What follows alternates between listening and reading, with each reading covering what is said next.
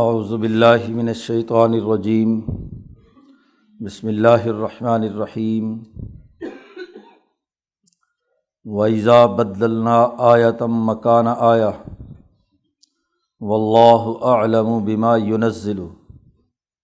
قَالُوا إِنَّمَا أَنْتَ مُفْتَرٍ بَلْ أَكْثَرُهُمْ لَا يَعْلَمُونَ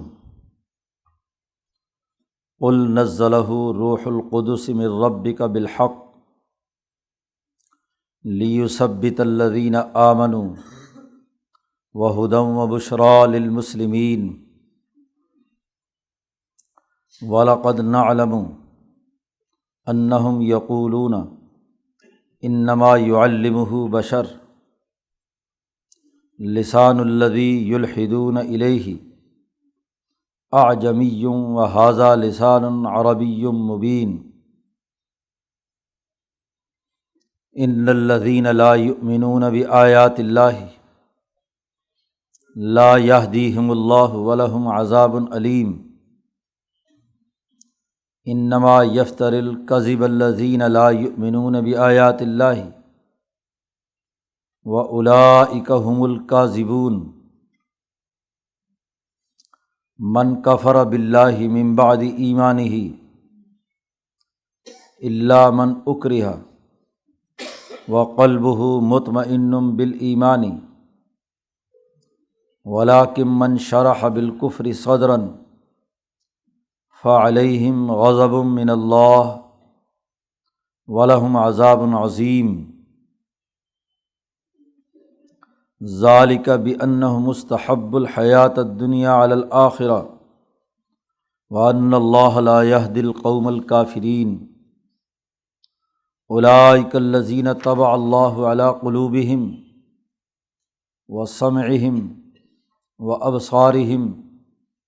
واولئک هم الغافلون لا جرم انہم فی الآخرۃ هم الخاسرون ثم ان ربک للذین ہاجروا من بعد ما فتنوا ثم جاہدوا وصبروا ان ربک من بعدها لغفور رحیم صدق اللہ العظیم۔ یہ سورۃ النحل کا رکوع ہے اور پیچھے گفتگو یہ چل رہی ہے کہ انسانی معاشرے کی تشکیل کے لیے پہلا بنیادی اساسی اصول کہ اللہ کی عبادت کرو اور طاغوت سے اجتناب برتو۔ تمام اقوام کی طرف جو رسول بھیجے گئے انہوں نے بنیادی حکم تمام لوگوں کو یہی دیا کہ ان اعبدوا اللہ واجتنبوا الطاغوت، اللہ کی غلامی اختیار کرو اور طاغوت سے اجتناب برتو۔ اور طاغوت کی تشریح پیچھے حضرت شیخ الہند رحمۃ اللہ علیہ اور حضرت شاہ عبد القادر دہلوی رحمۃ اللہ علیہ کے حوالے سے بیان کی گئی تھی کہ وہ قبر بھی ہے، پتھر بھی ہے، بت بھی ہے، اور ایسا حکمران بھی ہے جو نالائق ہے، اسے حکومت کرنے کا کوئی حق نہیں، ظالم حکمران، وہ بھی اس میں شامل ہے۔ ان تمام سے اجتناب برتو اور عدل و انصاف کا نظام قائم کرو۔ تو طاغوت سے اجتناب انسانیت کو انسانوں کی غلامی سے نکال کر اللہ وحدہ لا شریک کی غلامی میں دینا، یہ پہلا بنیادی مسلمہ اصول۔ اور گزشتہ رکوع میں یہ بات واضح طور پر کہہ دی گئی کہ ان اللہ یأمر بالعدل والاحسان وایتاء ذی القربى وینہی عن الفحشاء والمنکر والبغی، کہ عدل و انصاف کی اساس پر نظام قائم کرو، بغض، ظلم اور زیادتی کی اساس پر نہیں ہونا چاہیے۔ آزادی اور حریت کے بعد معاشرے کا جو بنیادی نظام ہے اس میں تمام سماجی معاہدات کے دونوں فریق معاملات عدل و انصاف کی بنیاد پر کریں گے، ظلم اور زیادتی، بغاوت اور سرکشی، برائی اور فحاشی، منکرات کی اساس پر نہیں کریں گے۔ یہ پچھلے رکوع میں یہ گفتگو کی گئی شروع میں، اور اس کے دلائل جاری ہیں۔ اسی تسلسل میں ایک بات واضح یہ بھی کی تھی کہ یہ جو اللہ کا حکم، اس طرح کے احکامات اللہ کے آتے ہیں تو شیطان ان کے بارے میں طرح طرح کے وسوسے ڈالتا ہے۔ جب بھی کسی شیطانی نظام کے خلاف عدل و انصاف کے لیے جد و جہد کی جائے تو شیطان اپنے چیلوں کو طرح طرح کے وسوسے ڈال کر ان کو اس صحیح اور درست راستے سے منحرف کرنے کے لیے کارروائی شروع کر دیتا ہے۔ اس لیے اس رکوع سے پہلے آیت میں یہ بات واضح کی گئی تھی کہ فَإِذَا قَرَأْتَ الْقُرْآنَ فَاسْتَعِذْ بِاللَّهِ مِنَ الشَّيْطَانِ الرَّجِيمِ، کہ جب تم قرآن کی تلاوت شروع کرو اور قرآن کے کسی حکم کو پڑھنے لگو تو اللہ کی پناہ میں آ جاؤ شیطان الرجیم سے۔ وہ ایک سچے پیغام کے اندر بھی طرح طرح کے شکوک و شبہات پیدا کرے گا، عدل کے خلاف ظلم قائم کرنے کے وسوسے ڈالے گا، فتنہ پیدا کرتا ہے۔ اس لیے اللہ کی پناہ میں آ کر اللہ نے قرآن حکیم میں جو انسانی معاشرے کے لیے درست قوانین اور ضابطے بیان کیے ہیں ان کو جب توجہ سے پڑھو گے تو پھر پورا فائدہ ہوگا، ورنہ تو وہ اس قرآن کے اندر سے ہی ایسے ایسے شکوک و شبہات اور ایسے ایسے توہمات میں مبتلا کر دے گا کہ پڑھنے والا اس سے گمراہ ہوتا ہے۔ اور بتلایا تھا کہ جو سچے مومن ہے وہ کبھی شیطان کی سلطنت میں داخل نہیں ہوتے، وہ شیطانی نظام کو کبھی قبول نہیں کرتے، اور جو خود ظالم، متکبر، خواہش پرست، مفادات اٹھانے والے لالچی لوگ ہوتے ہیں وہی ظلم کے نظام کی حمایت کرتے ہیں، شیطان کے پیچھے چلتے ہیں۔ شیطان چاہے وہ ابلیس ہو یا اس شیطان کی ذریت جو انسانوں کی شکل میں یہاں ہے، شیاطین الجن والانس، جنات کے شیطان ہوں یا انسانوں میں سے شیطان ہوں، ان کا تسلط انہی پر ہوتا ہے جو خود لالچی، مفاد پرست اور خود طبیعت میں ظالم ہوتے ہیں، کیونکہ غلط ماحول اور نظام میں وہ بڑے پھلتے پھولتے ہیں تو وہ طرح طرح سے شکوک و شبہات پیدا کرتے ہیں۔ وہ جو شیطان شکوک و شبہات اس عدل کے نظام میں ممکنہ طور پر پیدا کر سکتا ہے، یا مکہ مکرمہ میں ان شیاطین نے جو کچھ اس حوالے سے کیا تھا اس کی تفصیلات اس رکوع میں بیان کی جا رہی ہیں کہ عدل کے نظریے سے ان منحرف کرنے کے لیے، عدل کے اس حکم کو قائم کرنے میں رکاوٹ پیدا کرنے کے لیے یہ مکے کے ظالم جو دراصل انسانوں میں سب سے زیادہ شیاطین میں سے ہیں، تو ان لوگوں کا رویہ اور کردار یہ ہے کہ یہ طرح طرح کے شکوک و شبہات پیدا کرتے ہیں۔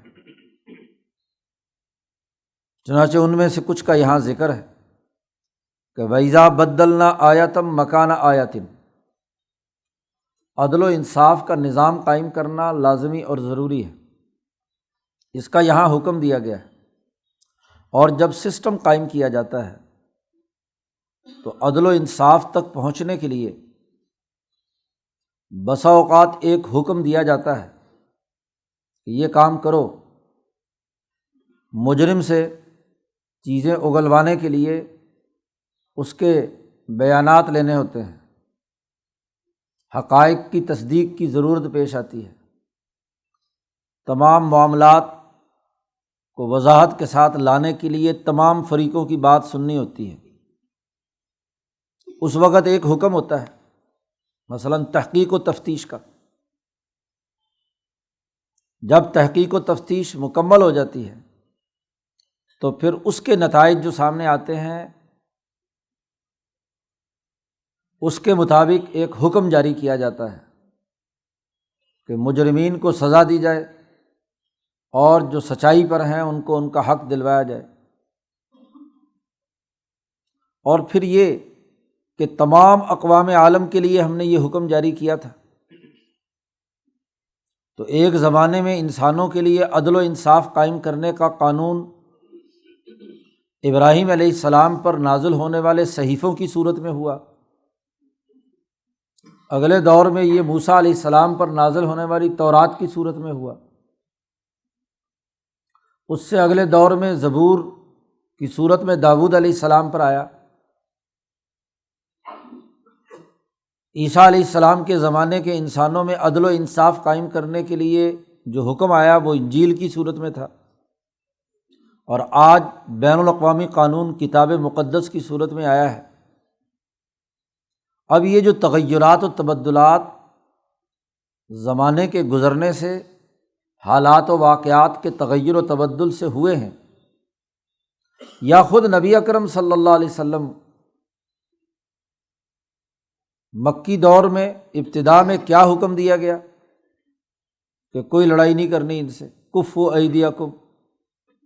اور جیسے ہی طاقت اور قوت اور جماعت تیار ہو گئی، پہلے ہجرت سے روکا گیا، پھر ہجرت کا حکم دے دیا۔ لوگ مصیبتوں اور مشقتوں میں تھے تو شروع میں کہا مصیبتیں برداشت کرو۔ حضور اقدس صلی اللہ علیہ وسلم خانہ کعبہ کے دیوار کے سائے میں بیٹھے ہوئے تھے،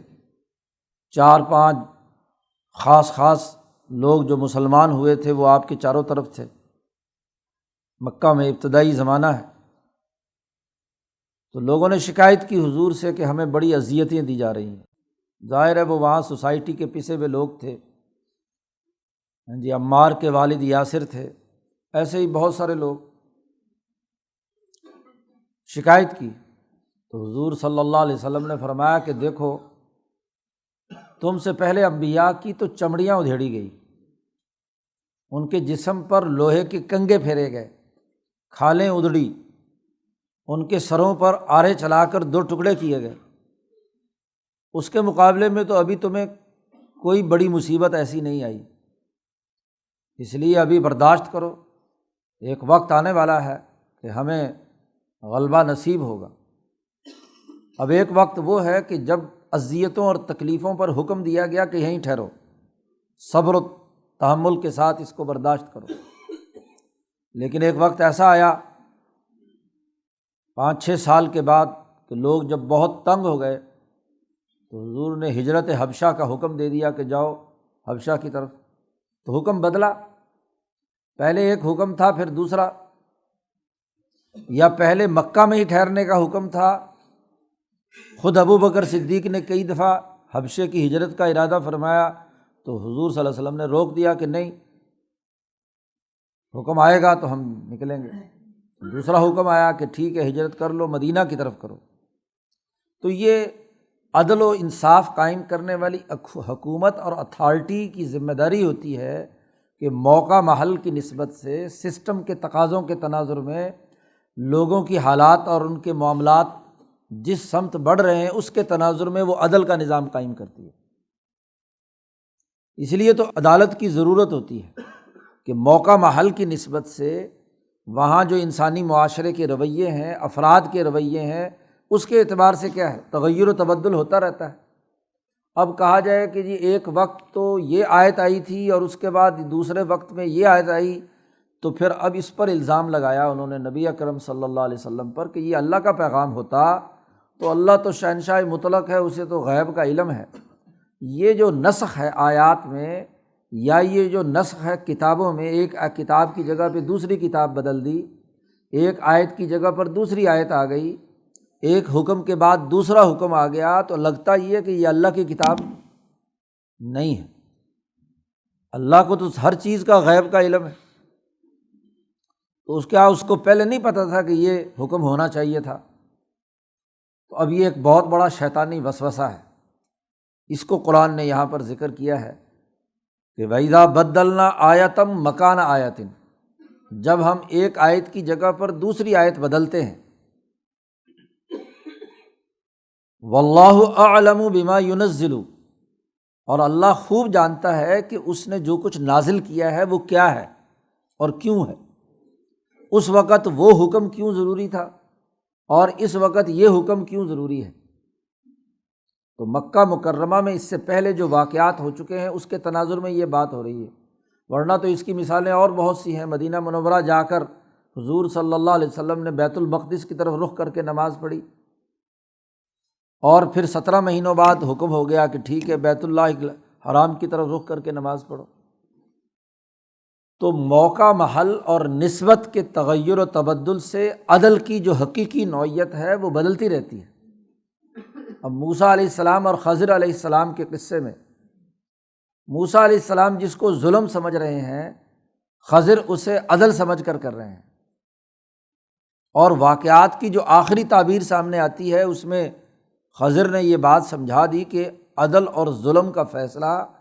سطحی دائرے پر رکھ کر نہیں کرنا چاہیے، بلکہ وسیع تر تناظر میں گرد و پیش کی معلومات کے بعد پھر کیا ہے، عدل کی بات کرنی چاہیے۔ اب اگر کشتی کے داخلی نظام کے مطابق دیکھا جائے کہ بغیر کرائے کے مفت پہ خضر اور موسیٰ کو سوار کر لیا، اور خضر علیہ السلام اٹھے اور کشتی جو بالکل نئی اور بہترین کشتی تھی اس کو توڑنے لگ گئے، تو اس ماحول میں دیکھا جائے تو یہ کیا ہے، ظلم ہے۔ لیکن بعد میں جب خضر نے یہ بتلایا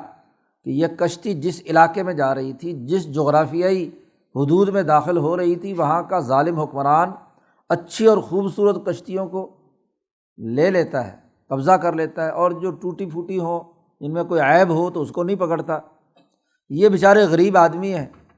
تو ان کی کشتی ظالم سے بچانے کے لیے یہ حکمت عملی اختیار کرنا ضروری ہے۔ تو اگر اس پورے منظر نامے میں دیکھیں تو خضر کا کام عدل ہے، لیکن کشتی کے محدود دائرے میں دیکھیں تو وہ ظلم ہے۔ تو یہ عدل اور ظلم، اس کو جو عدل کا حکم دے رہا ہے وہ زیادہ بہتر جانتا ہے۔ یہ تو اللہ تعالیٰ کے وسعت علم پر دلالت کرتا ہے کہ کس وقت کس ماحول میں کیا عدل ہے، اس کا حکم دے دیا، اور دوسرے ماحول میں دیکھا کہ یہ حکم اس وقت وہ نتائج پیدا نہیں کر رہا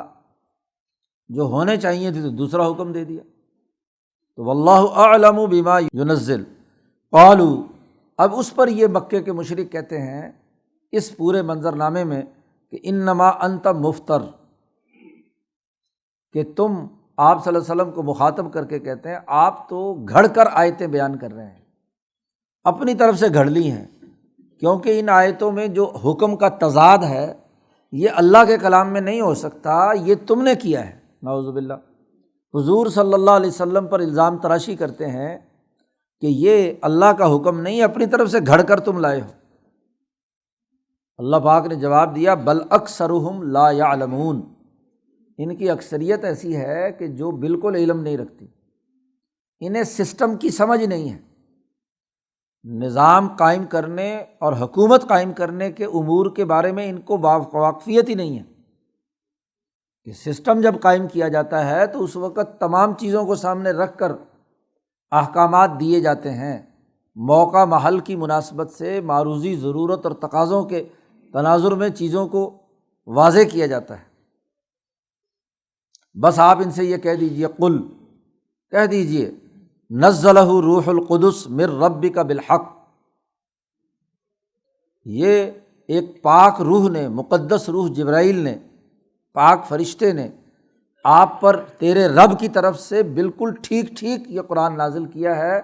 اس میں آپ صلی اللہ علیہ وسلم کی طرف سے گھڑنے بڑھنے کا کوئی عمل دخل نہیں ہے، یہ آپ کی اپنی بات نہیں، یہ اللہ کا کلام ہے، رب کا کلام ہے، اور اس کو بھی لے کر آنے والا ایک ایسا مقدس فرشتہ ہے کہ جس کی طاقت اور قوت کے ہوتے ہوئے کوئی آدمی بھی اس میں مداخلت نہیں کر سکتا، یہ اس نے نازل کیا ہے، اور یہ اس لیے نازل کیا ہے، یہ تغیر و تبدل کہ جو اس دین پر ایمان رکھنے والے ہیں، اللہ پر ایمان رکھنے والے ہیں، جو اس عدل و انصاف کے نظام پر یقین رکھتے ہیں، ان کو اس تمام تر تغیر و تبدل کی حکمت سمجھ آنے کے بعد لیثبت الذین آمنوا، مومن لوگوں کے دلوں میں ثابت قدمی پیدا ہوتی ہے کہ واقعی یہ اللہ کا کلام ہے، اللہ منصف کا کلام ہے جس نے موقع محل کی نسبت سے ہر طرح کے ظلم کو ختم کرنے کے لیے عدل کے مطابق احکامات جاری فرمائے ہیں۔ تو وہ اس کے ذریعے سے ان کے دلوں کے اندر جو ایمان ہے وہ ثابت ہو جاتا ہے، مضبوط ہو جاتا ہے، اور یہ ہدایت کا ذریعہ بھی بنتا ہے اور مسلمانوں کے لیے خوشخبری بھی ہے۔ جو اس قرآن حکیم پر ایمان لانے والے ہیں، اللہ پر ایمان لانے والے ہیں، ان کے لیے یہی حکم، یہی آیت، یہی اللہ نے جو قرآن نازل کیا ہے، یہ دلوں میں مضبوطی پیدا کرتا ہے، ہدایت دکھاتا ہے اور خوشخبری ہے۔ 3 باتیں بیان کی ہیں۔ انسانی نفس کے 3 ہی مراکز ہیں، ان تینوں مراکز کو کیا ہے واضح کر دیا۔ ثابت قدمی کا تعلق قلب سے ہے، قلب ہی حرکت پذیر رہتا ہے، ڈاما ڈول ہو جائے تو کام خراب ہوتا ہے، لیکن قلب کے اندر جماؤ پیدا ہو جائے، ثابت قدمی آ جائے، جرأت اور دلیری پیدا ہو جائے، بہادری آ جائے، یہ ایک کام ہے۔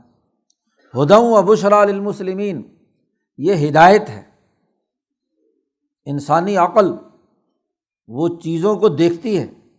اور منزل مقصود کا ٹارگٹ متعین کر کے وہاں تک پہنچنے کے لیے جاتی ہے، تو عقل کے لیے یہ ہدایت ہے،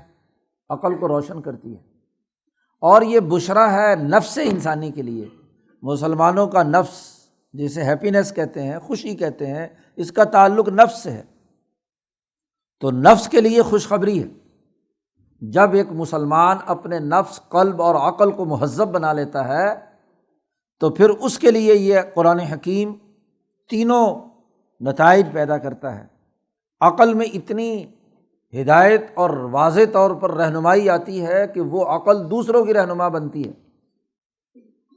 اس ایمان کے نتیجے میں، ہدن، اور نفس میں اس کے خوشی پیدا ہوتی ہے، اعلیٰ کام انسانیت کی خدمت کا کر کے، عدل و انصاف کا نظام قائم کر کے اس کے نفس کو خوشی ملتی ہے، اور دل میں ثابت قدمی ہوتی ہے۔ مزید لوگ اعتراض بھی کریں، سوالات بھی اٹھائیں، تو ان کے دل میں مزید مضبوطی اور طاقت پیدا ہوتی ہے کہ ہاں برحق کلام ہے یہ اللہ کا۔ وَلَقَدْ نَعْلَمُ أَنَّهُمْ يَقُولُونَ، کھول کر اللہ میاں باتیں بیان کرتا ہے، چھپائی کوئی بات نہیں۔ مکے والوں نے یہ اعتراض شروع کر دیا کہ اچھا کلام تو بڑا اچھا ہے، اور آپ صلی اللہ علیہ وسلم سے کہتے تھے کہ آپ کی زندگی 40 سال کی ہمارے سامنے ہے کہ آپ کو تو لکھنا پڑھنا بالکل نہیں آتا، کوئی لکھی ہوئی چیز پڑھ نہیں سکتے آپ، 40 سال کا تجربہ ہے، عربوں میں بچہ بچہ، ایک ایک عورت، بلکہ چھوٹی چھوٹی بچیاں شعر کہتی تھیں، بہت فصیح و بلیغ اشعار اور قصیدے لکھتی تھی، لیکن نبی اکرم صلی اللہ علیہ وسلم نے 40 سال کی عمر تک، بلکہ پوری آخر زندگی تک آپ صلی اللہ علیہ وسلم کی زبان پر کبھی شعر موزون نہیں ہوا۔ قرآن نے کہہ دیا وما علمناہ الشعر وما ينبغی لہ، آپ کے لیے شعر کی تعلیم ہم نے دی نہیں، اور نہ یہ آپ کے مناسب تھا۔ اب ایسے عرب میں جہاں گھر گھر میں ہر بچی شعر کہتی تھی، وہاں نبی اکرم صلی اللہ علیہ وسلم 40 سال تک کبھی نہ کوئی شعر کہا، نہ کوئی ادبی تحریر لکھی یا پڑھی، لکھی ہوئی چیز بھی سامنے آتی تو آپ کو نہیں پتہ چلتا تھا۔ یہ سب اس کام کے لیے تھا کہ آپ امی ہیں۔ اب وہ یہ کہتے تھے کہ ہو تو تم امی، لیکن یہ قرآن کے اندر جو جملے ہیں یہ اتنے فصیح و بلیغ ہیں، اتنا اعلیٰ پیغام ہے، یہ تم بیان کرتے ہو، یہ کہاں سے آئے؟ اب ان کو یہ بات سمجھ میں نہیں آ رہی۔ رسول اللہ کہتے ہیں کہ مجھ پر وحی آئی ہے، اگر یہ میرا کلام ہوتا تو میں اس 40 سال پہلے بھی تو کہتا، جوان ہونے کے بعد کہتا، تو اس وقت تو میں نے کہا نہیں۔ اب مجھ پر جب وحی آئی ہے، اللہ کا پیغام آیا ہے، تو وحی کی حفاظت اور صیانت کے لیے حضور صلی اللہ علیہ وسلم کی تمام کتابت اور تمام ادبی جملے، تمام شعری ضرورتیں سب بند کر دی گئیں، تاکہ ایک تو مکسنگ نہ ہو، قرآن اللہ کا کلام بالکل محفوظ رہے، اور دوسرے اس کی حقانیت ثابت ہو کہ ایک ایسا امی جو کچھ نہیں شعر ویر کہہ سکتا، اس پر اللہ کا کلام آیا ہے۔ اب جب وہ کلام بڑا اعلیٰ اور عمدہ ہے، اس میں اعلیٰ مضامین ہیں، سوسائٹی کی تشکیل کے قوانین اور ضابطے ہیں، تو اب وہ پریشان رہتے تھے کہ بھئی چکر کیا ہے جی۔ اب اصل حقیقت کو ماننے کے بجائے وہ الزام لگاتے تھے کہ اصل میں آپ کو تو نہیں آتا، لیکن فلانا اجمی غلام ہے، ان کے نام بھی انہوں نے بتلائے، فلاں فلاں فلاں فلاں، اس کے پاس تم جاتے ہو۔ کبھی کبھار حضور جیسے باقی لوگوں سے غریبوں کے پاس بیٹھتے تھے تو ان غلاموں کے پاس بھی بیٹھ کر گپ شپ لگاتے تھے، تو وہ جو ہے نا تمہیں یہ اتنا اعلیٰ اونچے درجے کا کلام جو ہے نا وہ تمہیں بنا کر دیتے ہیں۔ قرآن نے کہا عجیب بات ہے، وہ غلام اجمی ہیں اور یہ قرآن عربی ہے، وہ اگر کوئی بات بیان کرتے تو پھر کیا ہے، وہ اجمی زبان میں کریں گے نا، یا اجمی ادب جانتے ہوں گے، وہ عربی زبان میں کیسے نبی کو بتائیں؟ اور پھر نبی خود امی ہے کہ وہ خود عربی کلام 40 سال کا تجربہ ہے کہ وہ نہیں بنا سکتے۔ تو ایسی فضول لغو اعتراض کر کے تم اس قرآن کی اہمیت، اللہ کے کلام کی اہمیت گھٹانا چاہتے ہو۔ وَلَقَدْ نَعْلَمُ، اللہ کہتے ہیں ہمیں اچھی طرح معلوم ہے کہ انہم یقولون، یہ لوگ یہ کہتے ہیں کہ انما یعلمہ بشر، کہ حضرت محمد صلی اللہ علیہ وسلم کو ایک انسان نے، بشر نے یہ بات سکھلائی ہے۔ ذرا غور کرو، لسان الذی یلحدون الیہ، جس غلام کی طرف یہ اشارہ کر رہے ہیں، الحاد کر رہے ہیں، جس کو شاد شریک کر رہے ہیں، اس کی زبان تو اعجمی، وہ اجمی ہے، وہ تو فارسی جانتا ہے یا رومی جانتا ہے، تو اجمی زبان بولنے والا، اس سے تم کہتے ہو حضور نے سیکھا۔ استاذ کے پاس زیادہ علم ہونا چاہیے نا، تو وہ اس کے پاس زیادہ معلومات ہوں اور وہ عربی بھی فصیح و بلیغ جانتا ہو۔ وہ بیچارے غلام پکڑ کر آتے ہیں، وہ کہاں پڑھنا لکھنا سیکھتے ہیں، وہ تو ہر وقت صبح سے شام تک کام کاج کرتے ہیں۔ اور وَهَذَا لِسَانٌ عَرَبِيٌّ مُبِينٌ، اور یہ کلام جو ہے یہ ایک واضح، صاف، شفاف عربی زبان میں ہے، مبین، کوئی الجھاؤ نہیں۔ اجمی آدمی جب عربی لکھتا ہے تو اس کے الجھاؤ کی سب سے بڑی مثال اگر دیکھنی ہو تو امام مسلم کا مقدمہ پڑھ لو، کیوں مولانا جی، کہ مبتدا کہاں ہے اور 10 صفحے کے بعد خبر آ رہی ہے اس کی۔ اجمی آدمی خواہ کتنا ہی بڑا عالم ہو جائے جی، اس کی عربی میں کہیں نہ کہیں جھول ضرور ہوگا، سوائے امام شاہ ولی اللہ کے۔ امام شاہ ولی اللہ پر الہام ہوا ہے تو حجت اللہ کی عبارت جو ہے وہ کیا ہے، الہامی عبارت ہے، تو وہ خالص عربی کی۔ عرب کہتے ہیں کہ ہم حیران ہیں کہ ہندوستان میں پلنے پوسنے والا انسان، وہاں رہنے والا صرف 1.5 سال 2 سال مکہ اور مدینہ میں رہا، وہ ایسی فصیح و بلیغ عربی لکھتا ہے، لیکن حجت اللہ قرآن تھوڑا ہی ہے جی، وہ قرآن کی اسرار اور اس کے رموز تو ہیں۔ تو قرآن کہتا ہے جس سے یہ سیکھنے کی دعوے کر رہے ہیں ان کی زبان تو اعجمی ہے، وہ تو اجمی زبان والا ہے، اور یہ قرآن لسان عربی مبین، یہ واضح اور صاف شفاف عربی میں یہ قرآن نازل ہوا ہے، تو بھلا ان کے اعتراض کا کوئی تک بنتا ہے؟ اب دیکھو کتنا لغو اعتراض تھا، لیکن قرآن نے اس کا بھی جواب دیا ہے جی۔ یہی بات ہوتی ہے کہ مخالف جو بات کر رہا ہو اس مخالف کی بات کا جواب عقلی طور پر سمجھانا، لوگوں کو مطمئن کرنا، یہ قرآن کا انداز اور اسلوب ہے۔ وہاں یہ رویہ اپنانا کہ نہیں جی تم بالکل ہی لغو بات کرے، بھاگ جاؤ یہاں سے، لڑائی پیدا کرنا، یہ تو جان چھڑانا ہے۔ یہ تو دین کی دعوت کے راستے کی رکاوٹ یہی ہوتی ہے کہ ہم کسی آدمی نے کوئی حقیر سا سوال کر لیا تو فوراً استاد بگڑ گیا جی، پروفیسر صاحب بگڑ گئے، سوال کرتے ہو میری مجلس میں، بے وقوف ہو، احمق ہو، یوں ہو وہ ہو۔ اب یہاں مکے والوں نے کتنا لغو سوال کیا ہے، لیکن اللہ پاک نے اس کا جواب دیا ہے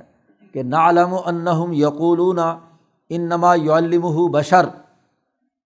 خود اللہ نے بیان کر دیا کہ تمہارا یہ اعتراض ہے اور اس اعتراض کا یہ تضاد ہے، ذرا اپنے تضاد پر غور کرو کہ جس سے سیکھا جا رہا ہے وہ اجمی ہے اور جو بول رہا ہے وہ عربی ہے، دونوں کے درمیان تمہارے اپنے سوال کے اندر ہی تضاد موجود ہے۔ تو قرآن کی دعوت کا انداز اور اسلوب یہ ہے کہ مدعو کے ہر سوال کو چاہے وہ کیسے ہی درجے کا کیوں نہ ہو یا تو اس کا تضاد واضح کرو یا اس کا جواب دو۔ یہ دعوت کا انداز اور اسلوب قرآن نے مسلمانوں کو سکھایا، لیکن آج افسوس ہے کہ یہ انداز اور اسلوب ختم ہو گیا۔ فتوے کی زبان استعمال کریں گے، کافر ہے جی، فلانا ہے جی، منافق ہے، ہاں جی، بددینت ہے، یہ ہے وہ ہے، الزام تراشیاں، گالی گلوچ شروع کر دیں گے، بجائے عقل و شعور کے ساتھ اس کو بات سمجھانے کے اور اس کے سوال میں جو تضاد موجود ہے اس کو کلیئر کرنے کے۔ اصل بات کیا ہے، قرآن نے جب یہ تضاد واضح کر دیا، اب جو بھی اس کو دیکھے گا تو از خود اپنے ضمیر میں دیکھے گا کہ میں نے جو اعتراض کیا تھا وہ تو بڑا بودا اور بڑا کمزور ہے۔ اب اللہ نے کہا ان الذین لا یؤمنون بآیات اللہ، وہ لوگ جو اللہ کی آیات پر ایمان نہیں رکھتے، لا یہدیہم اللہ، تو اللہ بھی انہیں ہدایت نہیں دیتا، منزل مقصود تک نہیں پہنچاتا، کیونکہ جب انہوں نے شروع میں اپنے عزم اور ارادے سے اس نظریے کا انکار کر دیا تو آگے بڑھنے کا عمل کیسے ہوگا؟ جو طالب علم استاذ کے لیکچر میں پوری توجہ سے بات نہیں سنتا یا اس کو اہمیت نہیں دیتا، اپنی عقل اس پر نہیں لڑاتا، تو اس کو اگلے سبق یا اگلے معاملات کیسے سمجھ میں آئیں گے؟ وہ اسی کو سمجھ میں آئیں گے جو اس پر یقین رکھتا ہو کہ جو بات کہی جا رہی ہے وہ صحیح اور درست ہے، اور اگر کوئی عقلی سوال بنتا ہے تو سوال کر سکتا ہے، لیکن سرے سے اس کا انکار کر دینا یہ تو اس کے آگے ترقی کے راستے کی سب سے بڑی رکاوٹ ہوتا ہے۔ اور وَلَهُمْ عَذَابٌ عَلِيمٌ، ان کے لیے اب دردناک عذاب ہے۔ اصل میں تو دل میں مرض ہے، کفر ہے، اس لیے کہ یہ حرکت کر رہے ہیں۔ اب انقلاب آیا چاہتا ہے، ریاست مدینہ کی تشکیل میں اب ان کے لیے عذاب علیم، بدر میں، خندق میں، صلح حدیبیہ میں، ہاں جی، فتح مکہ میں، اور بہت بڑا عذاب علیم موت کے بعد قبر میں اور حشر میں۔ انما یفتر الکذب الذین لا یؤمنون بآیات اللہ، جھوٹ تو وہ لوگ گھڑتے ہیں جو اللہ کی آیات پر ایمان نہیں رکھتے، نبی پر الزام لگاتے ہیں انما انت مفتر، کہ آپ نے یہ بات اللہ کی طرف منسوب جھوٹی کر لی۔ حضور نے فرمایا کہ ذرا دیکھو، 40 سال میں تمہارے اندر رہا اور 40 سال میں نے کبھی انسانوں سے جھوٹ نہیں بولا، انسانی احترام میں، تو اللہ تبارک و تعالیٰ جو پوری کائنات کا خالق و مالک ہے، میں اس کی طرف سے جھوٹی بات کیوں بتاتا تمہیں؟ یہ تو سب سے بڑی کیا ہے دلیل ہے۔ صرف وہی جھوٹ گھڑتے ہیں جو اللہ کی آیات پر ایمان نہیں رکھتے، اولئک ھم الکاذبون، یہی لوگ جھوٹے ہیں، یہی کذب اختیار کرنے والے ہیں۔ اب مکہ مکرمہ میں جب جماعت تیار ہو رہی ہے تو مسلمانوں پر بہت تشدد تھا، بہت ظلم تھا، بہت زیادتی تھی۔ خاص طور پر یہ حضرت عمار ابن یاسر کا خاندان، ان کی والدہ سمیہ، یاسر، ان کے اوپر بڑا ظلم بھی کیا، تشدد بھی کیا، حتیٰ کہ جان چلی گئی حضرت سمیہ کی۔ تو اب عمار پر بھی اتنا ہی تشدد تھا، تو مجبور ہو کر ان سے کلمہ کفر کہلوا لیا زبان سے، جی برداشت نہیں کر سکے عمار، تو اس لیے کیا ہے ان سے کہلوا لیا۔ اب اس کی قرآن حکیم نے وضاحت کی ہے کہ من کفر باللہ من بعد ایمانہ، ایمان لانے کے بعد جو آدمی کافر ہوا، ایک ایسا بھی تھا جو ایمان لانے کے بعد پکا کافر ہو گیا، جی عبداللہ نامی فرد، وہ تو سیدھا ہی ہاں جی مرتد ایک قسم کا ہو گیا۔ لیکن بعض ایسے بھی ہیں کہ جو ایمان لانے کے بعد انہوں نے بظاہر کفر کا جملہ بولا، لیکن الا من اکرہ وقلبہ مطمئن بالایمان، مگر وہ آدمی جس کو انتہائی تشدد سے مجبور کیا گیا لیکن دل اس کا اللہ پر مطمئن ہے، زبان سے اس نے مجبور ہو کر تنگ آ کر کوئی کلمہ کفر اس نے کہہ دیا، تو اس کا استثناء ہے، اس کے لیے آگے سزا نہیں ہے۔ قلبہ مطمئن بالایمان، اس کا استثناء کر کے جس آدمی نے بھی ایمان لانے کے بعد کفر اختیار کیا، ولیکن من شرح بالکفر صدرا، جس کا سینہ بھی کفر پر کھل گیا اور وہ کافر پکا بن گیا، تو فعلیہم غضب من اللہ، تو ان پر اللہ کا غضب ہے، دنیا میں بھی اللہ کا غضب ہے، اور وَلَهُمْ عَذَابٌ عَظِيمٌ، اور ان کے لیے عذاب بھی بہت بڑا ہے کہ وہ اس ایمان کو سنبھال نہیں سکے اور ظلم و تشدد میں آ کر دل سے بھی کافر ہو گئے۔ تو جو دل سے کافر ہو گیا تو اس کا مطلب یہ ہے کہ وہ اللہ کے غضب کا مستحق۔ ہاں استثناء ہے اس کا کہ جو دل سے اللہ پر مطمئن ہے، بس صرف ظاہری طور پر جان بچانے کے لیے اس نے یہ حرکت کی، اس کا ذکر آگے بھی آ رہا ہے۔ یہ لوگ جو کافر ہیں ایمان لانے کے بعد جنہوں نے کفر اختیار کیا ہے، یہ اس وجہ سے ہے ذالک بانہم، یہ اس لیے ہے کہ انہوں نے دنیا کی زندگی کو پسند کر لیا آخرت کے مقابلے میں۔ ذالک بانہم مستحب الحیات الدنیا علی الآخرۃ، اور وان اللہ لا یہدی القوم الکافرین، اللہ تعالیٰ جو ہے کافر لوگوں کو کبھی ہدایت نہیں دیتا۔ اولئک الذین طبع اللہ، وجہ کیا ہے کہ یہ وہ لوگ ہیں، علم کے 3 ذرائع ہر انسان کے پاس ہوتے ہیں، دیکھنے کا، سننے کا، سمجھنے کا، لیکن ان لوگوں نے اپنے ان تینوں ذرائع کو جب بند کر لیا تو اللہ نے مہر لگا دی۔ طبع اللہ علی قلوبہم وسمعہم وابصارہم، یہ خود کہتے رہے کہ قالوا قلوبنا غلف، ہمارے دلوں کے اوپر غلاف چڑھا ہوا ہے، ہمیں بات سمجھ میں نہیں آتی۔ تو جن لوگوں کے دلوں پر مہر لگ جائے کہ وہ مسلسل بد اعمالی اور کفر کے نتیجے میں ان کا وہ ذریعہ علم ہی ختم ہو گیا، تو وہ کفر ہی کریں گے اور کیا کریں گے۔ اولئک هم الغافلون، یہی لوگ غافل ہیں، بے ہوش ہیں، نشے میں مست ہیں، اور جیسے ہی موت آئے گی اور ان کا نشہ ٹوٹے گا تو پھر ان کو نظر آئے گا کہ حق کیا تھا، سچ کیا تھا۔ لا جرم، کوئی شک نہیں ہے کہ انہم فی الآخرۃ هم الخاسرون، کہ یہ آخرت میں یہی خسارے میں ہوں گے۔ دنیا میں یہ حال ہے کہ ان کی عقل ماری گئی، دل و دماغ پر، آنکھوں اور کانوں پر مہر لگ گئی، بات سمجھنے کی اہلیت اور صلاحیت ان کے اندر نہیں رہی، اور جس کا دنیا میں عقل ماری جائے اس سے بڑا اور کیا خسارہ ہے۔ اور پھر اسی کے ساتھ ساتھ آخرت میں تو یقینی خسارہ ہے، ہم الخاسرون۔ اب یہاں تک تو وہ لوگ ہیں جو جبر کی وجہ سے، دباؤ کی وجہ سے کافر ہو گئے ایمان لانے کے بعد، اور پھر دل بھی کفر پر مطمئن رہا، ان کے لیے یہ حکم بیان کر دیا۔ اور اگلی آیت ان لوگوں کے لیے ہے کہ جنہوں نے ظاہری طور پر کلمہ کفر کہہ دیا تھا، عمار ابن یاسر جیسے لوگ، ثم ان ربک للذین ہاجروا من بعد ما فتنوا، پھر بے شک تیرے رب نے ان لوگوں کے لیے جنہوں نے ہجرت کی،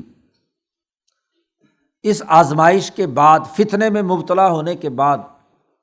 یہ فتنہ تھا، آزمائش تھی، ماں شہید کر دی گئی، باپ شہید کر دیا گیا، خاندان سارا تباہ و برباد کر دیا گیا، اب چاروں طرف سے ان کے لیے کوئی راستہ نہیں چھوڑا، تو فتنے میں اور مصیبت میں مبتلا ہو کر زبان سے ظاہری طور پر ان سے کفر صادر ہو گیا، لیکن ایک مصیبت آئی، دل ان کا مطمئن تھا۔ جب ہجرت کا حکم دیا گیا تو یہ ہجرت کر کے حضور صلی اللہ علیہ وسلم کے ساتھ مدینہ منورہ آئے، تو ہجرت اتنا بڑا عمل تھا کہ وہ جو ظاہری طور پر ایک غلط بات ہوئی تھی تو اس کو بھی اس نے دھو دیا، صاف کر دیا۔ ثم جاہدوا، پھر یہی نہیں بلکہ مدینہ میں آ کر بھی بڑی جدوجہد اور کوشش کی، اور صبر استقامت کے ساتھ ہر جہاد میں شریک ہوئے، جہاد میں تمام کافروں کی گردنیں اتاریں اور پورے صبر و استقامت کے ساتھ کام کیا۔ تو وہ جو غلطی ہوئی تھی، ان ربک من بعدھا لغفور الرحیم، بے شک تیرا رب اس کے بعد بہت معاف کرنے والا ہے، رحم کرنے والا ہے۔ غلطیاں انسانوں سے ہو جاتی ہیں، لیکن اگر دل صحیح ہے، نیت صاف ہے، غلطی اور لغزش ہوئی، توبہ اور استغفار کی، اور اللہ تعالیٰ نے دین کا اعلیٰ کام کرنے کی توفیق دے دی، تو اللہ پاک معاف کرنے والا ہے، رحم کرنے والا ہے۔ تو بتلا دیا کہ اصل چیز عدل و انصاف کا نظام قائم کرنے کا جو حکم اس کتاب مقدس میں دیا گیا ہے وہ اللہ کی طرف سے نازل شدہ ہے۔ اس میں اس طرح کے وسوسے ڈالنا یا جیسے ان بعض صحابہ سے کچھ اس طرح کے الفاظ ظاہر ہو گئے تو اس کو بھی بنیاد بنا دینا کہ دیکھو یہ کیسے ہیں کہ فوراً بدل جاتے ہیں۔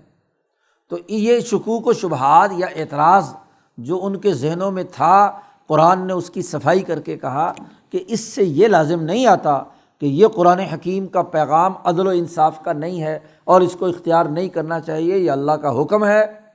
اور اس حکم کو قائم کرنے کے لیے جو بھی جہاد کرے گا،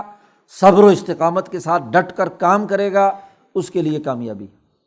تو اس رکوع میں شکوک و شبہات دور کر کے دلائل دے دیے کہ یہی عدل و انصاف کی کتاب ہے، اور اسی عدل و انصاف کے نظام کو قائم کرنے کا اللہ تمہیں حکم دیتا ہے۔ جیسے اس صورت میں انبیاء علیہم السلام پر جو بنیادی حکم دیا گیا تھا کہ اللہ کی عبادت کرو اور طاغوت سے اجتناب کرو، تو 1.5 پاؤ میں تقریباً اس کے دلائل دیے تھے۔ اب یہاں عدل و انصاف کا حکم دیا گیا، دوسرا اصول، تو اس کے لیے دلائل ان 2 رکوعوں میں جاری ہیں، اور اس کے بعد سوسائٹی میں امن اور معاشی خوشحالی کا قانون اگلے رکوع سے اللہ پاک نے بیان کیا ہے۔ اللہ تعالی ہمیں قرآن حکیم کو سمجھنے اور اس پر عمل کرنے کی توفیق عطا فرمائے۔ اللہم صلی علی محمد۔